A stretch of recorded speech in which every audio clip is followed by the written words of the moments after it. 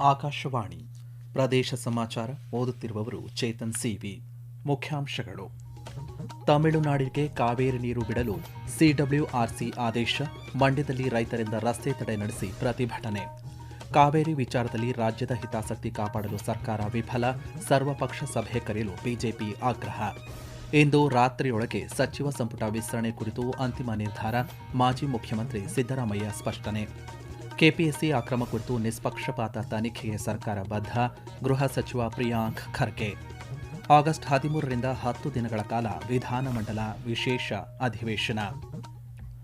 ವಾರ್ತೆಗಳ ವಿವರ. ಕಾವೇರಿ ನೀರು ಹಂಚಿಕೆ ವಿವಾದಕ್ಕೆ ಸಂಬಂಧಪಟ್ಟಂತೆ ನವದೆಹಲಿಯಲ್ಲಿ ನಡೆದ ಕಾವೇರಿ ನೀರು ನಿಯಂತ್ರಣ ಸಮಿತಿ ತಮಿಳುನಾಡಿಗೆ ನಿತ್ಯ 3,500 ಕ್ಯೂಸೆಕ್ನಂತೆ 15 ದಿನಗಳ ಕಾಲ ನೀರು ಹರಿಸುವಂತೆ ಆದೇಶ ಹೊರಡಿಸಿದೆ. ವರ್ಚುವಲ್ ಮೂಲಕ ತಮಿಳುನಾಡು, ಕರ್ನಾಟಕ, ಕೇರಳ ಮತ್ತು ಪುದುಚೇರಿ ಪ್ರತಿನಿಧಿಗಳೊಂದಿಗೆ ನಡೆದ ಸಭೆಯಲ್ಲಿ ಮಹತ್ವದ ಶಿಫಾರಸು ಮಾಡಿದೆ.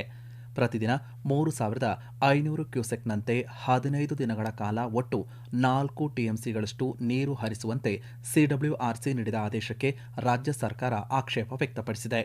ಈ ಕುರಿತಂತೆ ನವದೆಹಲಿಯಲ್ಲಿ ಪ್ರತಿಕ್ರಿಯಿಸಿರುವ ಜಲಸಂಪನ್ಮೂಲ ಸಚಿವ ರಾಮಲಿಂಗಾರೆಡ್ಡಿ, ರಾಜ್ಯದಲ್ಲಿ ನೀರಿನ ಕೊರತೆ ಇದ್ದು ಕಾವೇರಿ ನೀರು ನಿರ್ವಹಣಾ ಪ್ರಾಧಿಕಾರಕ್ಕೆ ಮೇಲ್ಮನವಿ ಸಲ್ಲಿಸಲಾಗುವುದು ಎಂದು ತಿಳಿಸಿದ್ದಾರೆ. ಕಾವೇರಿ ನೀರು ನಿಯಂತ್ರಣ ಸಮಿತಿ ತಮಿಳುನಾಡಿಗೆ ನೀರು ಹರಿಸುವಂತೆ ಶಿಫಾರಸು ಮಾಡಿರುವ ಕ್ರಮ ಖಂಡಿಸಿ ಮಂಡ್ಯ ಜಿಲ್ಲೆಯ ರೈತರು ಬೆಂಗಳೂರು ಮೈಸೂರು ಹೆದ್ದಾರಿ ತಡೆದು ಪ್ರತಿಭಟನೆ ನಡೆಸಿದ್ದಾರೆ. ಆದೇಶ ಖಂಡಿಸಿ ಮಂಡ್ಯ ಜಯಚಾಮರಾಜೇಂದ್ರ ಒಡೆಯರ್ ವೃತ್ತದಲ್ಲಿ ರೈತ ಸಂಘಟನೆಗಳು, ಕನ್ನಡಪರ ಸಂಘಟನೆಗಳು ಹಾಗೂ ವಿವಿಧ ರಾಜಕೀಯ ಪಕ್ಷಗಳ ನೂರಾರು ಮಂದಿ ಕಾರ್ಯಕರ್ತರು ಜಮಾಯಿಸಿ ಉರುಳು ಸೇವೆ ನಡೆಸಿ ಸಮಿತಿ ವಿರುದ್ಧ ಘೋಷಣೆ ಕೂಗಿದರು. ರಾಜ್ಯ ಸರ್ಕಾರ ಒತ್ತಡಕ್ಕೆ ಮಣಿದು ನೀರು ಬಿಡಬಾರದು ಎಂದು ಒತ್ತಾಯಿಸಿದ್ದಾರೆ. ಮೇಕೆದಾಟು ಯೋಜನೆ ಕುರಿತಂತೆ ಕೇಂದ್ರ ಸರ್ಕಾರದ ನಿರ್ಧಾರಕ್ಕೆ ಆಕ್ಷೇಪ ವ್ಯಕ್ತಪಡಿಸಿರುವ ತಮಿಳುನಾಡು ಮುಖ್ಯಮಂತ್ರಿ ಜೋಸೆಫ್ ವಿಜಯ್ ವಿರುದ್ಧವೂ ಆಕ್ರೋಶ ವ್ಯಕ್ತಪಡಿಸಿದ್ದಾರೆ. ಕಾವೇರಿ ನೀರಿನ ವಿಚಾರದಲ್ಲಿ ಕರ್ನಾಟಕದ ಹಿತಾಸಕ್ತಿ ಕಾಪಾಡಲು ಸರ್ಕಾರ ಮತ್ತೊಮ್ಮೆ ವಿಫಲವಾಗಿದೆ ಎಂದು ಬಿಜೆಪಿ ಆರೋಪಿಸಿದೆ. ಬೆಂಗಳೂರಿನಲ್ಲಿಂದು ಸುದ್ದಿಗಾರರೊಂದಿಗೆ ಮಾತನಾಡಿದ ಪ್ರತಿಪಕ್ಷ ನಾಯಕ ಆರ್ ಅಶೋಕ, ರಾಜ್ಯದಲ್ಲಿ ಭೀಕರ ಬರಗಾಲದ ನಡುವೆಯೂ ದಿನಕ್ಕೆ 3,500 ಕ್ಯೂಸೆಕ್ ನೀರು ಬಿಡಲು ಸರ್ಕಾರ ತಮಿಳುನಾಡಿಗೆ ಸಂಪೂರ್ಣ ಶರಣಾಗಿದೆ ಎಂದು ಅಸಮಾಧಾನ ವ್ಯಕ್ತಪಡಿಸಿದ್ದಾರೆ. ಕೂಡಲೇ ರಾಜ್ಯ ಸರ್ಕಾರ ಸರ್ವಪಕ್ಷಗಳ ಸಭೆ ಕರೆಯಬೇಕು ಎಂದು ಆಗ್ರಹಿಸಿದ್ದಾರೆ. ರಾಜ್ಯದಲ್ಲಿ ಬರ ಪರಿಸ್ಥಿತಿ ಹೆಚ್ಚಾಗಿದ್ದು ಮಂಡ್ಯದಲ್ಲಿ ಕಬ್ಬು ಒಣಗುತ್ತಿದೆ, ಅಣೆಕಟ್ಟೆಗಳಲ್ಲಿ ನೀರಿನ ಮಟ್ಟ ಕುಸಿದಿದೆ. ಇಂತಹ ಸಂದರ್ಭದಲ್ಲಿ ತಮಿಳುನಾಡಿಗೆ ನೀರು ಬಿಡುವ ಆದೇಶ ರಾಜ್ಯದ ಜನರಿಗೆ ಮಾಡುತ್ತಿರುವ ಅನ್ಯಾಯ ಎಂದು ತಿಳಿಸಿದ್ದಾರೆ. ಸರಿಯಾದ ಅಂಕಿಅಂಶ ಸಮೇತ ಕಾವೇರಿ ನೀರು ನಿರ್ವಹಣಾ ಪ್ರಾಧಿಕಾರಕ್ಕೆ ರಾಜ್ಯದ ವಸ್ತುಸ್ಥಿತಿ ಮನವರಿಕೆ ಮಾಡಿಕೊಟ್ಟು ಕನ್ನಡಿಗರ ಹಿತಾಸಕ್ತಿ ಕಾಪಾಡುವುದು ರಾಜ್ಯ ಸರ್ಕಾರದ ಕರ್ತವ್ಯ ಎಂದು ಹೇಳಿದ್ದಾರೆ. ರಾಜ್ಯದಲ್ಲಿ ಕುಡಿಯುವ ನೀರಿನ ಸಮಸ್ಯೆ ಎದುರಾಗಿರುವ ಸಂದರ್ಭದಲ್ಲಿ ತಮಿಳುನಾಡಿಗೆ ಕಾವೇರಿ ನೀರು ಹರಿಸುವ ವಿಚಾರದಲ್ಲಿ ಮುಖ್ಯಮಂತ್ರಿ ಹಾಗೂ ಕಾವೇರಿ ನೀರು ಪ್ರಾಧಿಕಾರ ಕೈಗೊಳ್ಳುವ ನಿರ್ಧಾರವೇ ಅಂತಿಮ ಎಂದು ನಗರಾಭಿವೃದ್ಧಿ ಖಾತೆ ಸಚಿವ ಡಾ ಯತೀಂದ್ರ ಸಿದ್ದರಾಮಯ್ಯ ತಿಳಿಸಿದ್ದಾರೆ. ಬೆಳಗಾವಿಯಲ್ಲಿಂದು ಸುದ್ದಿಗಾರರೊಂದಿಗೆ ಮಾತನಾಡಿದ ಅವರು, ನಗರದಲ್ಲಿ ನಡೆಯುತ್ತಿರುವಂತಹ ರಸ್ತೆ ಕಾಮಗಾರಿಗಳ ವಿಳಂಬ ಹಾಗೂ ನಿಂತಿರುವ ಕಾಮಗಾರಿಗಳ ಬಗ್ಗೆ ಅಧಿಕಾರಿಗಳ ಸಭೆಯಲ್ಲಿ ಗಂಭೀರವಾಗಿ ಚರ್ಚೆ ನಡೆಸಲಾಗಿದೆ. ಕಾಮಗಾರಿ ಪೂರ್ಣಗೊಳಿಸದ ಗುತ್ತಿಗೆದಾರರು ಹಾಗೂ ಎಲ್&ಟಿ ಕಂಪನಿಗೆ ತಕ್ಷಣ ಪೂರ್ಣಗೊಳಿಸಲು ಸೂಚಿಸಲಾಗಿದೆ ಎಂದು ತಿಳಿಸಿದ್ದಾರೆ. ಸಚಿವ ಸಂಪುಟ ವಿಸ್ತರಣೆ ಕುರಿತಂತೆ ಇಂದು ರಾತ್ರಿಯೊಳಗೆ ಪಕ್ಷದ ವರಿಷ್ಠರು ಅಂತಿಮ ನಿರ್ಧಾರ ಕೈಗೊಳ್ಳುವ ಸಾಧ್ಯತೆ ಇದೆ ಎಂದು ಕಾಂಗ್ರೆಸ್ ಕಾರ್ಯಕಾರಿ ಸಮಿತಿ ಸದಸ್ಯ ಮತ್ತು ಮಾಜಿ ಮುಖ್ಯಮಂತ್ರಿ ಸಿದ್ದರಾಮಯ್ಯ ತಿಳಿಸಿದ್ದಾರೆ. ಮೈಸೂರಿನಲ್ಲಿಂದು ಸುದ್ದಿಗಾರರೊಂದಿಗೆ ಮಾತನಾಡಿದ ಅವರು, ಇಂದು ರಾತ್ರಿ ಸಭೆ ನಿಗದಿಯಾಗಿದ್ದು ಸಚಿವರ ಪಟ್ಟಿ ಅಂತಿಮಗೊಳಿಸಲಾಗುವುದು ಎಂದು ಹೇಳಿದ್ದಾರೆ. ಮುಖ್ಯಮಂತ್ರಿ ಡಿಕೆ ಶಿವಕುಮಾರ್ ನೇತೃತ್ವದ ಸಚಿವ ಸಂಪುಟದಲ್ಲಿ ಖಾಲಿ ಇರುವ 20 ಸ್ಥಾನಗಳನ್ನು ಭರ್ತಿ ಮಾಡುವ ಬಗ್ಗೆ ದೆಹಲಿಯಲ್ಲಿ ನಡೆಯುವ ಉನ್ನತ ಮಟ್ಟದ ಸಭೆ ಇಂದು ಅಂತಿಮಗೊಳಿಸಲಿದೆ ಎಂದು ಐಎಎನ್ಎಸ್ ಸುದ್ದಿಸಂಸ್ಥೆ ತಿಳಿಸಿದೆ.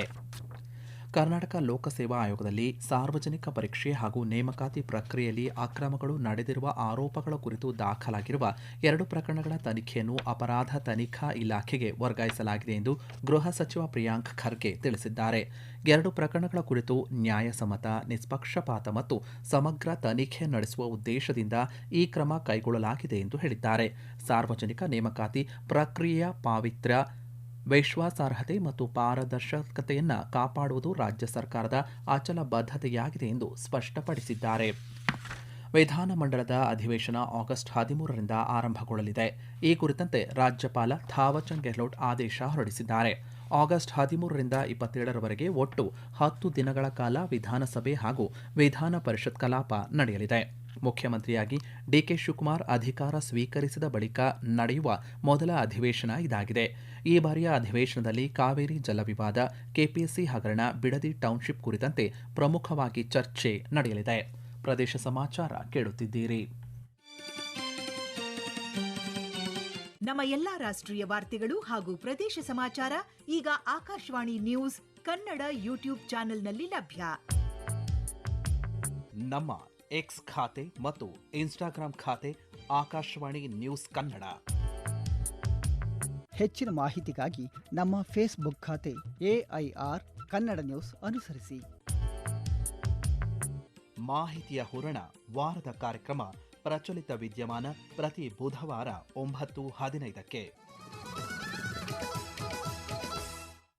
ಸಾಂಸ್ಕೃತಿಕ ನಗರಿ ಮೈಸೂರಿಗೆ ಆಗಸ್ಟ್ 1ರಂದು ಪ್ರಧಾನಿ ನರೇಂದ್ರ ಮೋದಿಯವರು ಆಗಮಿಸಲಿದ್ದು ಇತಿಹಾಸ ಪ್ರಸಿದ್ಧ ರಾಮಕೃಷ್ಣ ಆಶ್ರಮದ ವಿವೇಕ ಸ್ಮಾರಕ ಉದ್ಘಾಟನೆ ಮಾಡಲಿದ್ದಾರೆ. ರಾಮಕೃಷ್ಣ ಆಶ್ರಮದ ಅಧ್ಯಕ್ಷರಾದಂತಹ ಸ್ವಾಮಿ ಮುಕ್ತಿದಾನಂದಜಿ ಮಹಾರಾಜ್ ಈ ಮಾಹಿತಿ ನೀಡಿದ್ದಾರೆ. ಸ್ವಾಮಿ ವಿವೇಕಾನಂದರು 1892ರಲ್ಲಿ ಮೈಸೂರಿಗೆ ಭೇಟಿ ನೀಡಿದ ಸಮಯದಲ್ಲಿ ಅವರು ತಂಗಿದ್ದ ಐತಿಹಾಸಿಕ ಸ್ಥಳವನ್ನು ಪುನರುಜ್ಜೀವನಗೊಳಿಸಿ ವಿವೇಕ ಸ್ಮಾರಕವನ್ನಾಗಿ ನಿರ್ಮಿಸಲಾಗಿದೆ ಎಂದು ತಿಳಿಸಿದ್ದಾರೆ. ಆಗಸ್ಟ್ 1ರಂದು ಪ್ರಧಾನಿ ನರೇಂದ್ರ ಮೋದಿಯವರು ಈ ಸ್ಮಾರಕಕ್ಕೆ ಪುಷ್ಪಾರ್ಚನೆ ಮಾಡುವ ಮೂಲಕ ಉದ್ಘಾಟನೆ ಮಾಡಲಿದ್ದಾರೆ. ಇದೇ ವೇಳೆ ಸ್ಮಾರಕದ ಆವರಣದಲ್ಲಿರುವಂತಹ ಶಿವನ ದೇಗುಲಕ್ಕೆ ಭೇಟಿ ನೀಡಲಿರುವ ಪ್ರಧಾನಿಯವರು ಸ್ವಾಮಿ ವಿವೇಕಾನಂದ ಸಾಂಸ್ಕೃತಿಕ ಯುವ ಕೇಂದ್ರವನ್ನು ಲೋಕಾರ್ಪಣೆ ಮಾಡಲಿದ್ದಾರೆ. ಪ್ರಧಾನಮಂತ್ರಿಗಳಾದ ನರೇಂದ್ರ ಮೋದಿಜಿಯವರು ಮೈಸೂರಿಗೆ ವಿವೇಕ ಸ್ಮಾರಕದ ಉದ್ಘಾಟನೆಗೋಸ್ಕರ ಬರಲಿದ್ದಾರೆ. ಅದು ಆಗಸ್ಟ್ 1ರಂದು ವಿವೇಕ ಸ್ಮಾರಕಕ್ಕೆ ಬಂದು ತಲುಪಲಿದ್ದಾರೆ. ಅವರ ಜೊತೆಗೆ ಕರ್ನಾಟಕದ ಗೌರವಾನ್ವಿತ ಮುಖ್ಯಮಂತ್ರಿಗಳಾದ DK ಶಿವಕುಮಾರ್ ಅವರು ಹಾಗೂ ಸಂಸದರಾಗಿರ್ತಕ್ಕಂಥ ಯದುವೀರ್ ಜಿ ಅವರು ಹಾಗೂ ಇನ್ನಿತರ ಅನೇಕ ಗಣ್ಯರು ಈ ಸಮಾರಂಭದಲ್ಲಿ ಪಾಲ್ಗೊಳ್ಳಲಿದ್ದಾರೆ. ಸಮಾರಂಭದಲ್ಲಿ ಸುತ್ತೂರು ಮಠದ ಶ್ರೀ ಶಿವರಾತ್ರಿ ದೇಶಿಕೇಂದ್ರ ಸ್ವಾಮೀಜಿ, ರಾಜ್ಯಪಾಲರಾದ ಥಾವರ್ಚಂದ್ ಗೆಹ್ಲೋಟ್, ಮುಖ್ಯಮಂತ್ರಿ DK ಶಿವಕುಮಾರ್, ಜಿಲ್ಲಾ ಉಸ್ತುವಾರಿ ಸಚಿವ ಡಾಕ್ಟರ್ ಯತೀಂದ್ರ ಸಿದ್ದರಾಮಯ್ಯ, ಸಂಸದ ಯದುವೀರ್ ಕೃಷ್ಣದತ್ತ ಚಾಮರಾಜ ಒಡೆಯರ್ ಸೇರಿದಂತೆ ಹಲವು ಗಣ್ಯರು ಭಾಗಿಯಾಗಲಿದ್ದಾರೆ. ಹುಲಿ ಸಂರಕ್ಷಣೆಯಲ್ಲಿ ಭಾರತ ಮುಂಚೂಣಿಯಲ್ಲಿದೆ. ಭಾರತದ ನಾಯಕತ್ವದ ವಿಜ್ಞಾನ ಆಧಾರಿತ ನೀತಿಗಳು, ಜಾಗತಿಕ ಪಾಲುದಾರಿಕೆಗಳು ಹುಲಿಗಳ ಸಂಖ್ಯೆಯಲ್ಲಿ ಗಮನಾರ್ಹ ಚೇತರಿಕೆಗೆ ಕಾರಣವಾಗಿವೆ. ಭಾರತದ ಕಾಡಿನಲ್ಲಿ ವಿಶ್ವದ 70% ಹುಲಿಗಳು ವಾಸಿಸುತ್ತಿದ್ದು, ಇದು ಅತಿದೊಡ್ಡ ಜಾಗತಿಕ ಹುಲಿ ಭದ್ರಕೋಟೆಯಾಗಿದೆ. 2006ರಿಂದ ಭಾರತದ ಹುಲಿಗಳ ಸಂಖ್ಯೆ ದ್ವಿಗುಣಗೊಂಡಿದೆ. ಪ್ರಾಜೆಕ್ಟ್ ಟೈಗರ್ ಮೂಲಕ 18 ರಾಜ್ಯಗಳಲ್ಲಿ 58 ಹುಲಿ ಮೀಸಲು ಪ್ರದೇಶಗಳಿದ್ದು, ಇದು ಸುಮಾರು 84,500 ಚದರ ಕಿಲೋಮೀಟರ್ ಒಳಗೊಂಡಿದೆ. ಅಖಿಲ ಭಾರತ ಹುಲಿ ಅಂದಾಜು ವಿಶ್ವದ ಅತಿದೊಡ್ಡ ಜೀವ ವೈವಿಧ್ಯ ಸಮೀಕ್ಷೆಯಾಗಿದ್ದು, ಗಿನ್ನಿಸ್ ವಿಶ್ವ ದಾಖಲೆಯನ್ನು ಹೊಂದಿದೆ. ಬೆಂಗಳೂರು ನಗರವನ್ನು ಸ್ವಚ್ಛ, ಸುಂದರ ಮತ್ತು ವಾಸಯೋಗ್ಯ ನಗರವನ್ನಾಗಿಸುವ ಉದ್ದೇಶದಿಂದ ಆಗಸ್ಟ್ 1ರಿಂದ ತ್ಯಾಜ್ಯದಿಂದ ಸ್ವಾತಂತ್ರ್ಯ ಅಭಿಯಾನ ಹಮ್ಮಿಕೊಳ್ಳಲಾಗಿದೆ. ಅಭಿಯಾನದ ಅಡಿಯಲ್ಲಿ ಗ್ರೇಟರ್ ಬೆಂಗಳೂರು ಪ್ರಾಧಿಕಾರದ ಅಡಿಯಲ್ಲಿ ಆಡಳಿತ ಹೊಂದಿರುವಂತಹ ಎಲ್ಲ ನಗರ ಪಾಲಿಕೆಗಳು ಹಾಗೂ ಇತರೆ ಸಂಸ್ಥೆಗಳ ವತಿಯಿಂದ ಕಟ್ಟಡ ಮತ್ತು ಭಗ್ನಾವಶೇಷ ತ್ಯಾಜ್ಯ, ಮರದ ಕೊಂಬೆಗಳು, ವಿದ್ಯುತ್ ಕಂಬಗಳು, ಪೈಪುಗಳನ್ನು ಸಾಮೂಹಿಕವಾಗಿ ತೆರವುಗೊಳಿಸಲು ಉದ್ದೇಶಿಸಲಾಗಿದೆ. ಖಾಲಿ ನಿವೇಶನ ಮಾಲೀಕರು ಸ್ವತಃ ಸ್ವಚ್ಛಗೊಳಿಸದಿದ್ದರೆ 25ರಿಂದ 1 ಲಕ್ಷ ರೂಪಾಯಿ ದಂಡ ವಿಧಿಸಲಾಗುವುದು ಎಂದು ಜಿಬಿಎ ಮುಖ್ಯ ಆಯುಕ್ತ ಮಹೇಶ್ವರ್ ರಾವ್ ಸ್ಪಷ್ಟಪಡಿಸಿದ್ದಾರೆ. ಮೇಕ್ ಇನ್ ಇಂಡಿಯಾ ಹಾಗೂ ಆತ್ಮನಿರ್ಭರ ಭಾರತ ಯೋಜನೆಗಳ ಮೂಲಕ ದೇಶೀಯ ಉತ್ಪಾದನಾ ಸಾಮರ್ಥ್ಯ ಬಲಪಡಿಸಲು ಕೇಂದ್ರ ಸರ್ಕಾರ ಹಲವು ಮಹತ್ವದ ಯೋಜನೆಗಳನ್ನು ಜಾರಿಗೊಳಿಸಿದೆ ಎಂದು ಕೇಂದ್ರ ಭಾರೀ ಕೈಗಾರಿಕೆಗಳ ಸಚಿವಾಲಯ ತಿಳಿಸಿದೆ. ದಾವಣಗೆರೆ ಸಂಸದೆ ಡಾಕ್ಟರ್ ಪ್ರಭಾ ಮಲ್ಲಿಕಾರ್ಜುನ್ ದೇಶದ ಭಾರೀ ಕೈಗಾರಿಕಾ ಕ್ಷೇತ್ರದ ಸ್ಪರ್ಧಾತ್ಮಕತೆ, ತಾಂತ್ರಿಕ ಉನ್ನತೀಕರಣ ಹಾಗೂ ಕರ್ನಾಟಕ ಸೇರಿದಂತೆ ದಾವಣಗೆರೆಯಲ್ಲಿ ಸುಧಾರಿತ ಉತ್ಪಾದನಾ ಕ್ಲಸ್ಟರ್ಗಳ ಸ್ಥಾಪನೆ ಕುರಿತು ಸಂಸತ್ತಿನಲ್ಲಿ ಕೇಳಲಾದಂತಹ ಪ್ರಶ್ನೆಗೆ ಸಚಿವಾಲಯವು ಈ ಲಿಖಿತ ಉತ್ತರ ನೀಡಿದೆ. ಇನ್ನು ಸಂಕ್ಷಿಪ್ತ ಸುದ್ದಿಗಳು. ಮೇಕೆದಾಟು ಯೋಜನೆ ಕುರಿತು ತಮಿಳುನಾಡು ಅನಗತ್ಯ ವಿವಾದ ಸೃಷ್ಟಿಸುತ್ತಿದ್ದು, ಇದೀಗ ಕೇಂದ್ರ ಸರ್ಕಾರದ ಸ್ಪಷ್ಟ ನಿಲುವಿನಿಂದ ಕರ್ನಾಟಕದ ಪರವಾದ ವಾದಕ್ಕೆ ಮತ್ತಷ್ಟು ಬಲ ಸಿಕ್ಕಿದೆ ಎಂದು ಮಂಡ್ಯ ಶಾಸಕ ಪಿ ರವಿಕುಮಾರ್ ಗೌಡ ಗಾಣಿಗ ತಿಳಿಸಿದ್ದಾರೆ.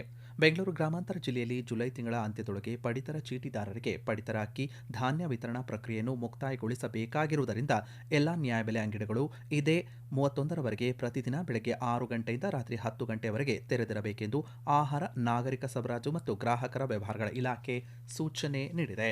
ಕೊನೆಯಲ್ಲಿ ಮತ್ತೊಮ್ಮೆ ಮುಖ್ಯಾಂಶಗಳು. ತಮಿಳುನಾಡಿಗೆ ಕಾವೇರಿ ನೀರು ಬಿಡಲು ಸಿಡಬ್ಲ್ಯೂಆರ್ಸಿ ಆದೇಶ. ಮಂಡ್ಯದಲ್ಲಿ ರೈತರಿಂದ ರಸ್ತೆ ತಡೆ ನಡೆಸಿ ಪ್ರತಿಭಟನೆ. ಕಾವೇರಿ ವಿಚಾರದಲ್ಲಿ ರಾಜ್ಯದ ಹಿತಾಸಕ್ತಿ ಕಾಪಾಡಲು ಸರ್ಕಾರ ವಿಫಲ.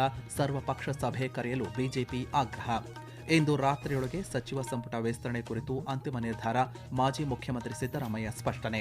ಕೆಪಿಸಿ ಅಕ್ರಮ ಕುರಿತು ನಿಷ್ಪಕ್ಷಪಾತ ತನಿಖೆಗೆ ಸರ್ಕಾರ ಬದ್ಧ, ಗೃಹ ಸಚಿವ ಪ್ರಿಯಾಂಕ್ ಖರ್ಗೆ. ಆಗಸ್ಟ್ 13ರಿಂದ 10 ದಿನಗಳ ಕಾಲ ವಿಧಾನಮಂಡಲ ಅಧಿವೇಶನ. ಇಲ್ಲಿಗೆ ಪ್ರದೇಶ ಸಮಾಚಾರ ಮುಕ್ತಾಯವಾಯಿತು. ನಮ್ಮ ಮುಂದಿನ ವಾರ್ತಾ ಪ್ರಸಾರ 7:35 ನಿಮಿಷಕ್ಕೆ.